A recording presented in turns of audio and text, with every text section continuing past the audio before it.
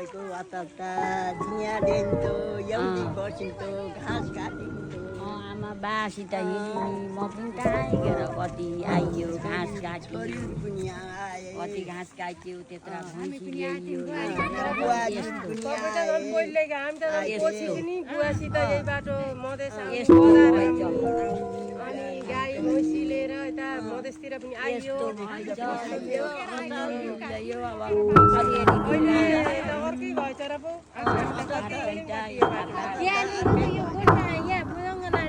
भैँसी ल्याएर बान्थ्यौँ भैँसी यही ब्याउँथ्यौँ कुँडे भरि दुध गराउँथ्यौँ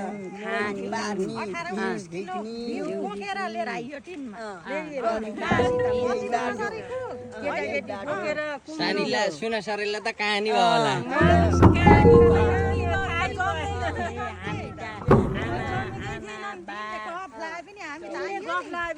जन्मै थिएनन् हामी आइयो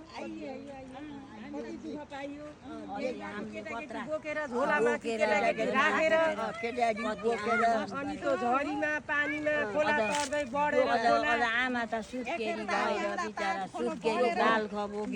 बोकेर यही कस्तो हो न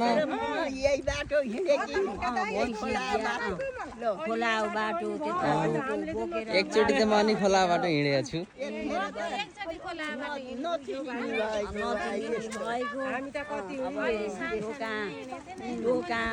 बोकेर बासा बस्दै यस्ता जङ्गलमा बासा बस्दै बस्दै छोराछोरी ढोकामाथि काँधामाथि गरेर हिँडेको बाटो अहिले यस्तो राम्रो भएको अहिले त हिँडी तिस्रा भन्नु भएछ बाटो